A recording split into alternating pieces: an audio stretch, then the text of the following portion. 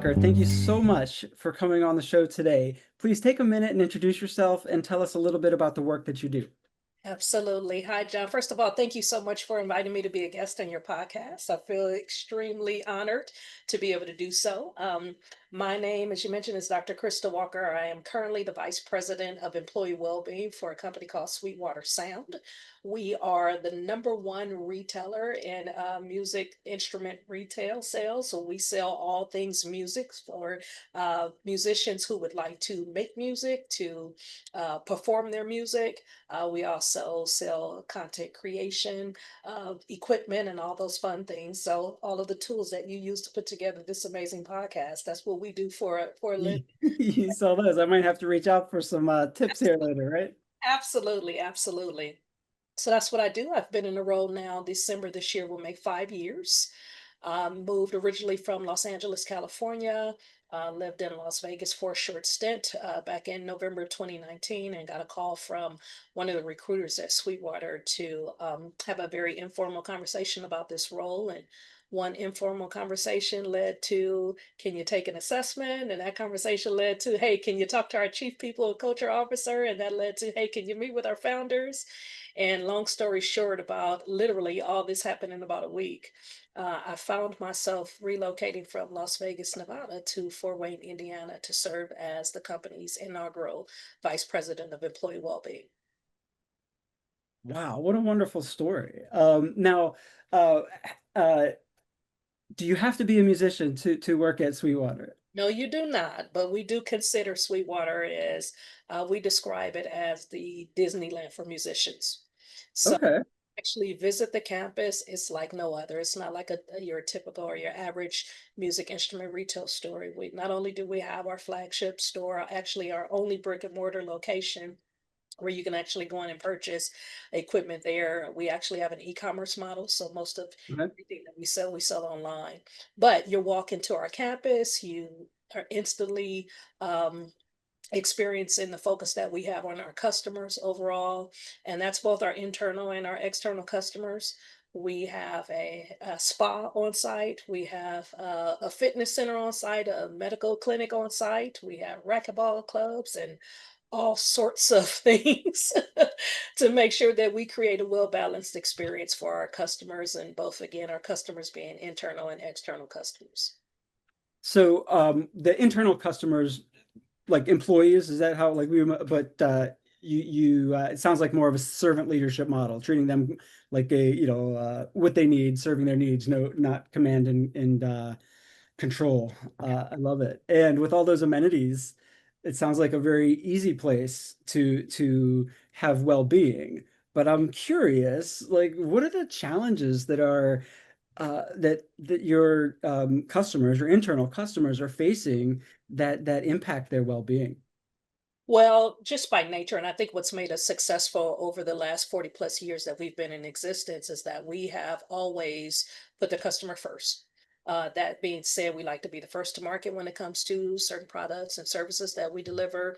We like to create a best in class experience for our customers overall, which, as you can imagine, it requires a lot of being present in a moment. It requires operating in a very fast paced environment. It requires us to be in the know of what's going on, paying attention, and really cultivating a relationship with our customers. That being said, sometimes things can move really, really, really quickly.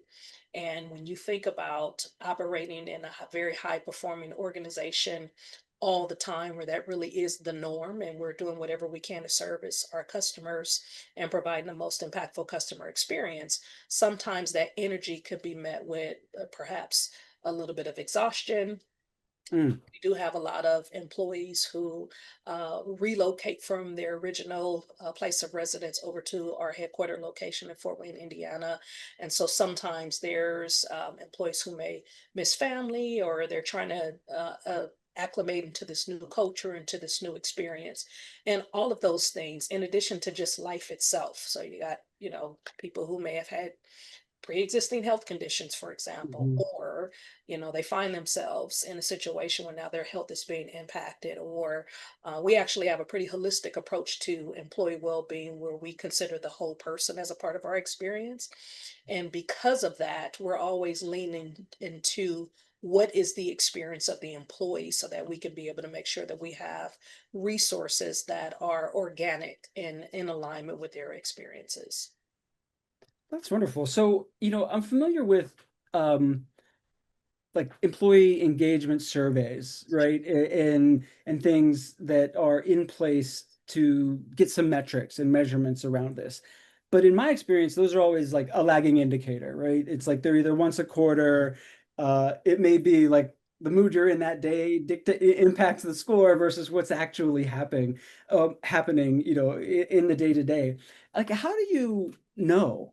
Like if you're getting it right from a well-being standpoint versus wrong, like more in a timely manner than from maybe survey responses. Sure. So there's some data. Obviously, we have an open door, and we really mean that when we say we have an open door policy for our employees to be able to share feedback. We Okay. also coach and develop our managers to create a welcoming environment for their team members, which might include weekly check-ins, which might include staff meetings, team meetings, daily stand-up meetings. But the goal is to remain in proximity. And so one of the things that we teach as part of our manager development programming is every leader who works within our organization has to have a vision for their team. That Okay. should absolutely align with the vision or the strategic initiatives of our organization overall. So we pay close attention to what our CEO is sharing as our priorities. And then we try to align that vision and the work of our team with those initiatives as well. We teach our leaders to exercise humility and heart. And so it's not enough to just have the skill. It's not enough to just have the know-how in terms of how to do a certain thing or lead a team, but you got to be willing to do it with heart and humility. And that really is what sets us apart, because unless we're willing to be vulnerable, unless we're willing to demonstrate that level of heart and humility, we won't be trusted by our folks for them to come and tell us what are some of the things that might be impacting their experience overall. And I think just building that organic relationship and allowing that relationship to flourish over time, what we see for us, John, is it just kind of happens automatically. So unfortunately, we do our annual employee engagement survey once a year, but it really is sort of a benchmark per se as to something that we've been measuring all year long. And Okay. in all of the years that we've been facilitating our employee engagement survey, for example, the questions around the relationship between the employee completing the survey and their direct manager has always been positive because of that, because we try to cultivate that relationship where the team member feels welcomed, valued, supported, and they feel okay with sharing feedback with their manager. We also have a pretty hands-on human resources team where we have specific team members who are their title is to serve as a human resources business partner. And so they are intentional about connecting with managers on a pretty regular basis to facilitate listening sessions, to do check-ins, to really understand what's happening on their team, and if there's any way that we can be more proactive in helping that leader lead intentionally. But that's really sort of the gateway for us to understand the employee experience and also really lean in a little bit more to the well-being initiatives and offerings that we should make available to our folks. I love it. And I was snooping into your background a little bit, and I noticed that you identify yourself as a champion for cultural intelligence. Did I get that Yes. right? Okay. Yes. And then maybe some former equity and inclusion work, diversity, equity, and inclusion work. Yes. Um, Knowing that the needs of different cultures and different people can, at any given time be totally different. Like, what's it like making sure that like what you have to offer is really hitting the mark with a diverse group of employees? Well, I'm going to say this and it's going to sound very cliche-ish and probably somewhat selfish. Say Okay. it and I'll explain it so it can make Okay, total. okay. Um, I believe my team, my well-being teams that believes that a human is a human is a human. Okay. And although there's a bunch of diversity that comes in the way that we tend to show up, at the end of the day, we're serving human beings who are trying to be whatever it is that we hired them to be. They're trying to be uh, potential partners or spouses. They're trying to be parents. They're trying to be good team members. All of those things. And so, because of that, when you think about cultural intelligence and how we leverage cultural intelligence, we understand that culture by nature, the way that we choose to define it is almost to defy how people traditionally define culture. So typically when you hear the term culture, it's usually associated with race, ethnicity, and identity, right? Or if we were to ask people to, hey, can you describe or define what culture means in your own words? We'll sometimes hear things like, oh, it's a vibe, it's a way of life, it's a this, it's a that, right? And then when you get really down to the root of it, they'll connect it somehow to race, ethnicity, and identity. Hmm. Well, to me, that's not enough. And if we limit, although race, ethnicity, and identity play a role in culture, if we limit it to that definition alone, then we're going to miss some really pretty important stuff about the human experience.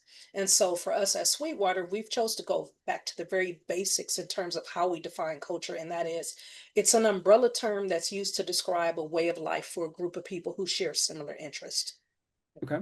Now, notice that definition does not necessarily imply race, ethnicity, or culture.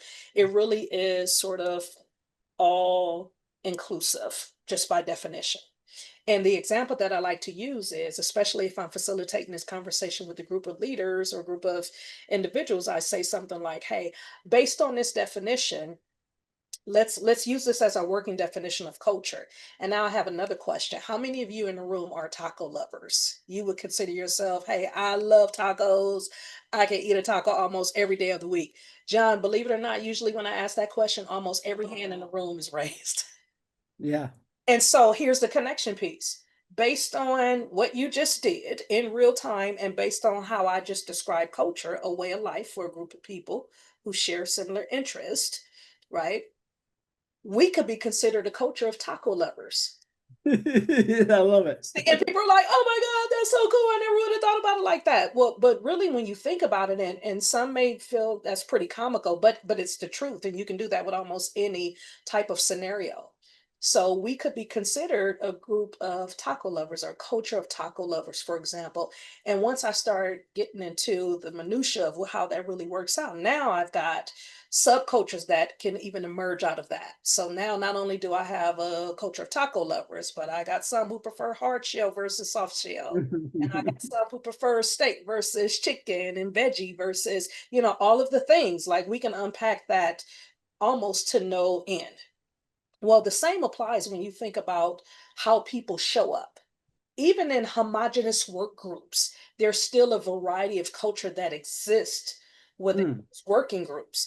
And in my opinion, that alone is the case for diversity because you have so much of it in any sort of working group. Now, obviously, once you start getting into the subcultures and the different dynamics that could potentially show up and how people show up and what those cultural norms are, then it makes it a little bit easier for you to understand, well, if we have this diverse group of people that are showing up within our workplace, one, we need to find out who they are, and then we need to understand what do they need.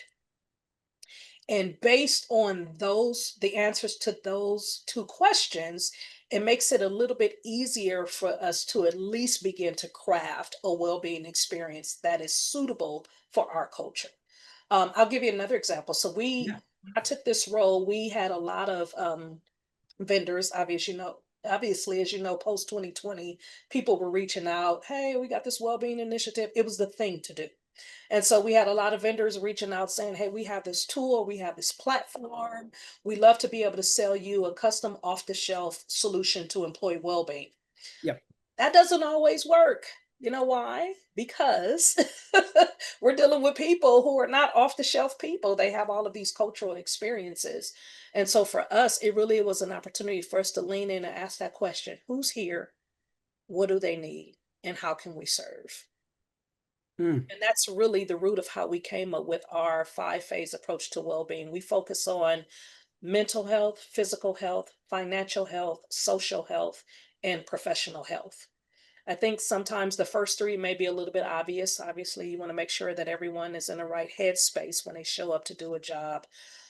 If their physical uh, ability is limited in any way, that could potentially impact their mental, likewise for financial, but social, when you think about that, and at the time our well-being initiatives really, really took off, we were in an era where we were social distancing. It was a requirement, right? Right. So for us, social health was really important. How can we create organic, meaningful relationships in an era where we're required to social distance? So we actually built that into our holistic approach. How do we create these opportunities, these social gatherings, these meaningful experiences for people to connect in a very meaningful way and not lose that human customer first aspect of who they are?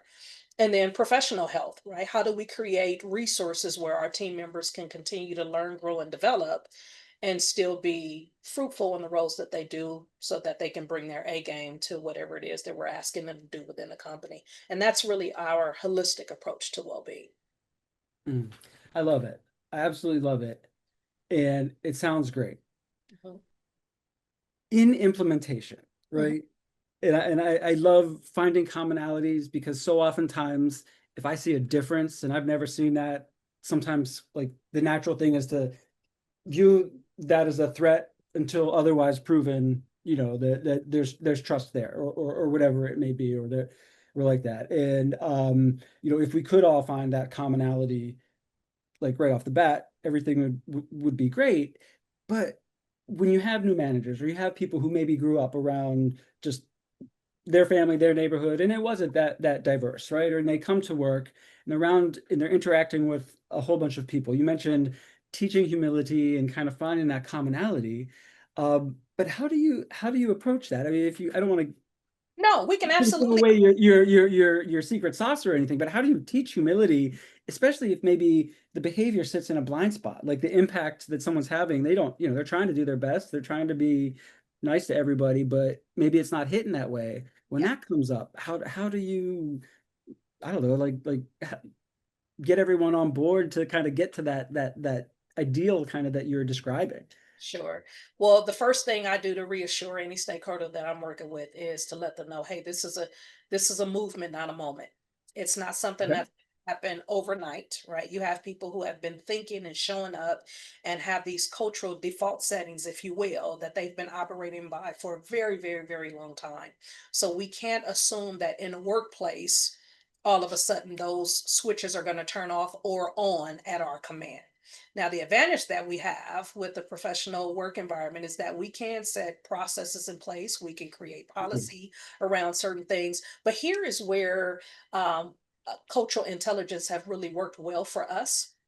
um, Within the realm of our social health phase or our social health bucket is where we really like to lean into inclusivity and cultural intelligence, all of the things that's going to help us in our human experience to be able to connect with each other better. So when you think about cultural intelligence overall, it's a it's a framework, or it's an opportunity, I should say, to be able to operate effectively in any cross-cultural type of experience. And Okay. so, based on that definition and that example that I just shared with you, at any moment, at any time, we are going to be in a cross cultural setting or situation at any given time. And again, you could break that down by whatever variable you want to do it. Okay. Sure. We have leveraged the cultural intelligence framework. It was originally founded by data scientist Dr. David Livermore, who Okay. was a mentor of mine. He actually has an entire product line around cultural intelligence. I was a part of his inaugural CQ Fellows program back in 2023, but he's been doing his work for a very, very, very long time. And one of the things that we were taught as a part of his program was this cultural intelligence framework. It's a four-phase framework where you really lean in to help people understand the motivation behind someone wanting to work cross culturally or not, right? Sometimes that motivation can come merely by compliance, right? It's only Mm. you need to do this. It's a requirement of your job, and therefore you need to be able to work with your counterparts. But we call that CQ drive. That's the first phase of the model. So CQ meaning like Cultural intelligence intelligence. quotient of That's, cultural. Okay. yep. And so you have CQ drive and then you have CQ knowledge. So this is really about leaning in to understand what are the similarities and what are the differences between your cultural makeup versus someone else that you may end up having to engage with. And then you lean into phase three, which is CQ strategy, and that's more of the cognitive approach. So, how am I thinking about my strategy when I know that I'm going to engage in a cross cultural situation? I'll make this make sense in a moment. And then the fourth pillar of the framework is CQ action, and that's more of metacognition. So it literally is a transition between, do I want to do the work? Am I motivated to do the work? What do I need to know about the folks that I'm going to be engaging with in order to do the work? Now that I have some sense of knowledge around our similarities and our differences, what strategy must I take in order to create a win-win situation for us? And then in the moment where a difference could potentially arise, how am I going to adapt my behavior when a situation calls for it? Like in the moment. In the moment. So I got to be motivated, and if I had to put my own little flair on it, it would be the four phases. You got CQ: drive, knowledge, strategy, and action. I like to make it simple for folks that are just learning this model for the first time. So it is more about my motivation, my education, my innovation, and my adaptation, right? How can I lean into this a little bit more to understand exactly who I'm dealing with? So I gave the example earlier about, you could be working with a homogenous work group or a team that you've worked with forever. Maybe you've led the same team over the last 10 years or so, right? And you would think you know each other. Right. But if I am going to lean into the CQ model a little bit more, then at some point I'm going to have to be curious enough to know, hey, I want to do things a little bit differently. Or John, we've been a part of the same team for about the last 5, 10 years, and I want to see how we can modify our team experience, or how can I get the best version of you at this stage in your life and your career? How can I also showcase, what I have to offer and where I'm going? I got to be curious about that naturally. So I got to have some sort of motivation. Then I need to take the time to get to know John on a different level, right? So maybe you and I have had just more of a professional relationship. We don't cross personal boundaries. We don't necessarily talk about what we do on the weekend. And if we do, it is very surface level. We just don't. But now all of a sudden I have an interest. Hey, John, I noticed that you put a lot of passion into the last project that you worked on. Sounds like you got some pretty good interest in that. Like, where did that come from?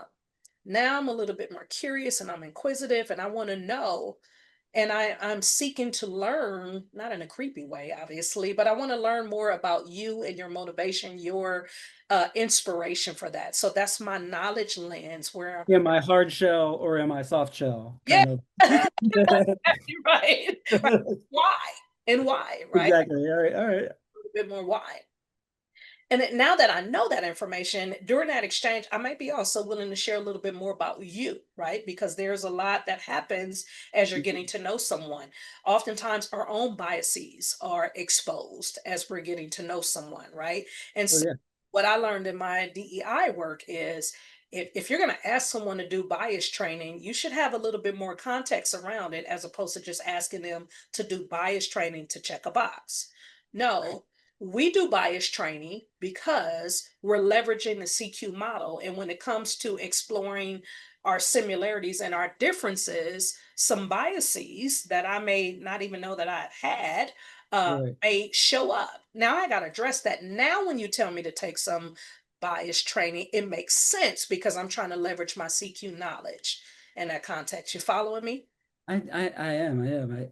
I always get hung up though on bias because it has two meanings, right? So in diversity, equity, and inclusion work, we kind of often hear it, and it's like racial bias or it's gender bias or it's kind of got this negative association. But Associated then with the liability. Exactly, yeah, from the HR perspective or the legal perspective. But I'm fascinated how our brains work in interactions, like and in social situations. And, there's so much input going on, and we process it below the conscious level and make shortcuts. The analogy of like learning to drive the car, like it's you look at everything. Am I, we used to hold it 10 and 2. I'm a little old because I think you hold it this way now because of airbags. But blinker, all these things you check. And like now you get in the car, you don't even think about that. Your brain just processes it. But that's when you like leave something on the roof because you didn't, when you think you're doing everything kind of great, like I feel like then there's these little biases, these little shortcuts that creep in, and it ends up showcasing like, oh, I might have a blind spot to a whole group of people because my bias is this person who did great on the project last time, I just give them all the good assignments. Yeah. So how do you help people like feel safe enough to call that out? Because like the person who's doing that, they usually don't see it unless somebody points it out. Yeah. And I've seen it like happen, and it's like, oh my gosh, they must think I'm horrible, or then now I'm gonna get in trouble because of this. How do you create an environment that's kind of safe enough to do this work? Because Yeah. it's I think you're sensitive. right. I think it leans into the environment. I also think it's very relationship driven. Okay.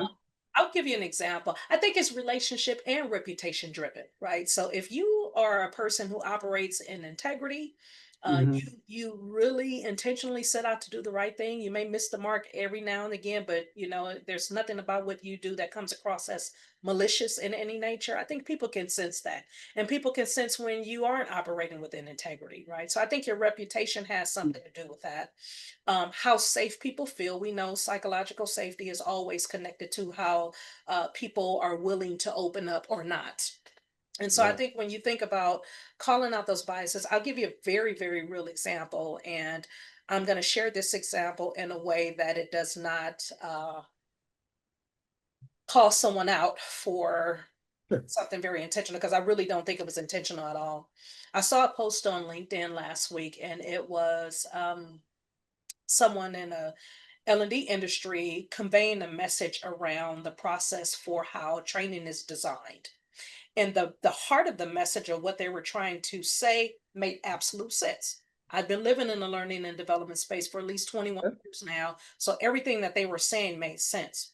But they used an illustration, and they were using an illustration with a tree, and they had various things connected to or hanging from the tree. And one image, they had like three, like a ladder with three steps. They had one with a tire. They had all these different illustrations with a tree. But the one illustration that stood out to me was a tree with looked like a noose around it. Oh God. Okay. And it was one of those things where I saw that before I saw the messaging. Now, I Hmm. just so happen to know, I don't know this person personally, so it was a little bit awkward in terms of me having to decide, hey, am I going to just kind of scroll past this, or should I say something? Yeah. Feel like because of my role and the brand that I've created in the L&D space, and because I tend to mentor a lot of people in this space, I had to call it out. I couldn't just let it go. But I knew for sure that it was a blind spot. Like you can just tell in the way that it was set out. Hmm.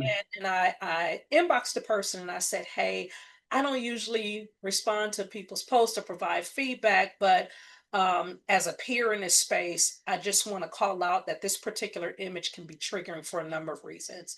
And before I actually sent that person the message, I actually Googled real quick, what could a rope hanger from a tree symbolize? Like what else could it symbolize? And it was everything from suicide to like all of these things. And so I just kind of shared it with that person, and they felt horrible, like, oh my God, it was not my intent. And I'm like, I know, I'm not saying, I'm not calling you out like that. I'm just saying, like, just if you could swap that picture out. Just that one. Yeah. And fortunately they did it, but that was a clear blind spot. It was Right. a clear blind spot. I don't fault this person. I would love to get to know the person. I love to see how what they were posting about, how it actually turns out.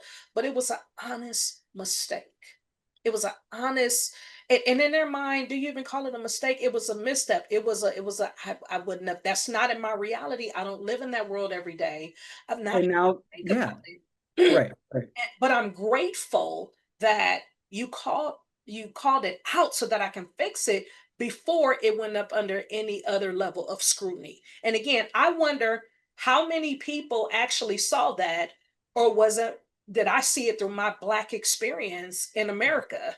And that just stood out to me. I don't know. It just really all depends on your experiences and how you see the world. And even that through a cultural context, right? That's not been everybody's experience. So I get it.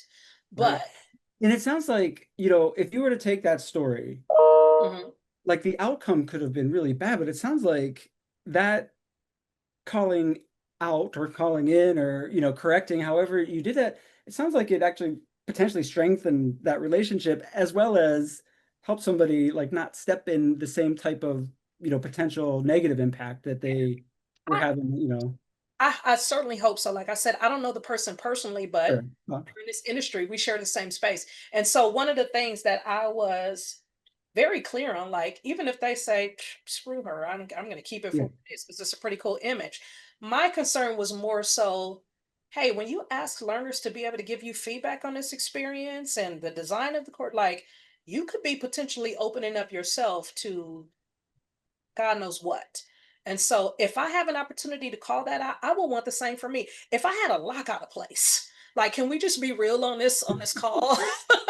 I didn't know that this was going to be a visual podcast at first. Like, I show up just super casual, like, John, hey, is this going to be a live experience or is it just audio? He was like, it's a good combination of both. Good. I need about 3 minutes to You did. quick. Um,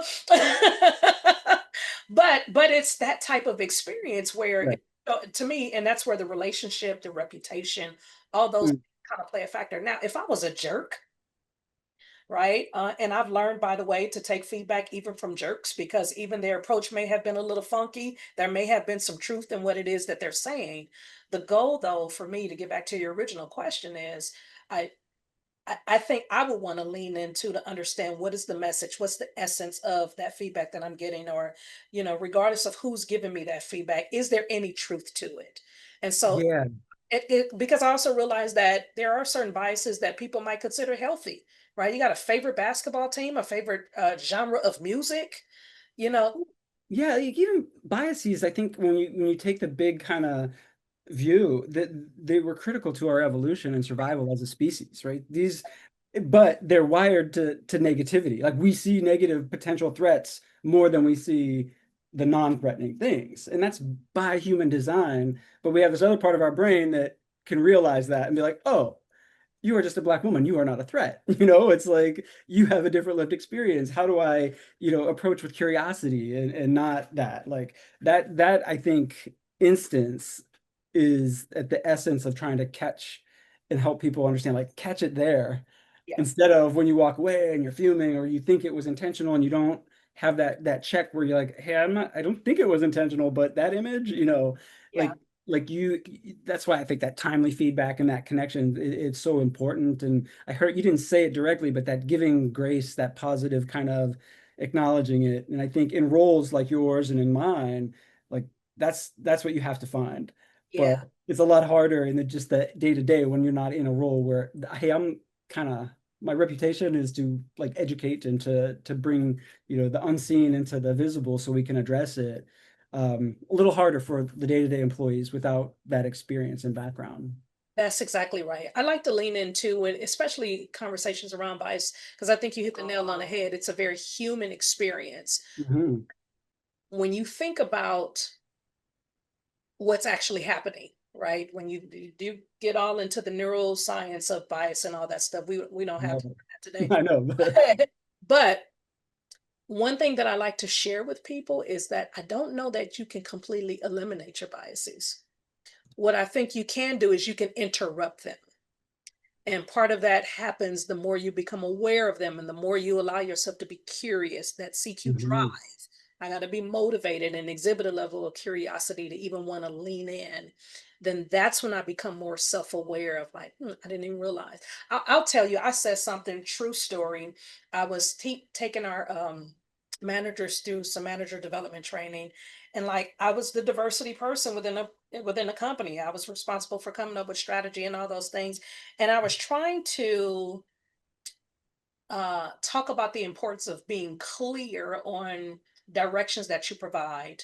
And I was using the model to explain how you could create clarity between roles.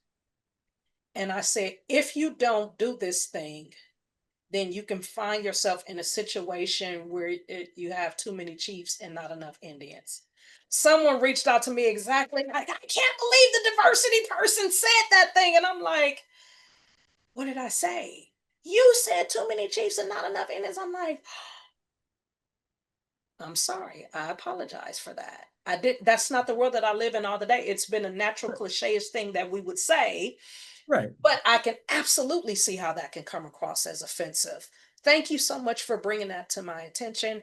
And I share that because even the practitioners who are in the trenches doing this work every day, we're not exempt for correction. Mm. We have to lean in to find out, our ways of error and how we can do things better and right and all those things. So we're not above correction at all. But I mean, I can tell you quite a few times that I've been appreciative of people calling me out. I got one for you. It's- Similar, right? DEI practitioner, doing as much work as I can, working with folks, not in a DEI perspective, but we were trying to push a process that we've done over and over. And I'm like, hey, we have to like beat it into them. And, and the person I was talking said, hey, hold on a second.